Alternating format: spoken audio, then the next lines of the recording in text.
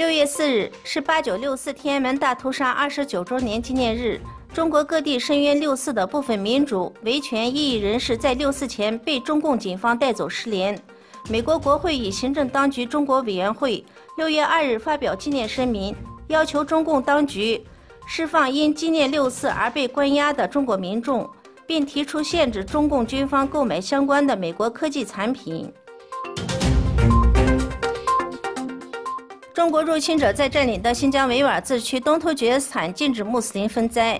以强硬手段强迫关押人员吃伊斯兰禁食猪肉、喝劣质白酒。当地政府部门专门下发文件，禁止其事业单位穆斯林、学校学生分斋。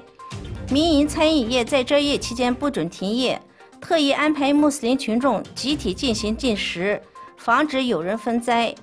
据报道，中国驻土耳其伊斯坦布尔总领事馆为庆祝开斋月，于6月4日今天晚上安排了大型开斋晚宴，邀请维吾尔族及其他少数民族穆斯林留学生参加。事实证明，中共政府才是名副其实的两面派。另外，凯撒利维吾尔协会负责人 CET Tomtrik 也在同一地点、同一时间为维吾尔人及其他穆斯林安排了开斋晚宴。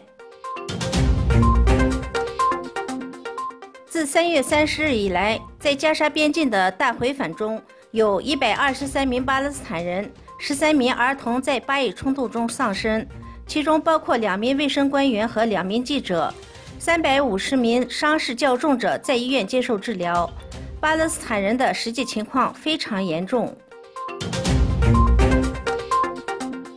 新华社6月3日报道，中国与美国商欧波罗斯带领的美国代表团进行会谈后，中方就中美经贸磋商发表声明称，如果美方出台包括加征关税在内的贸易制裁措施，双方谈判达成的所有经贸成果将不会生效。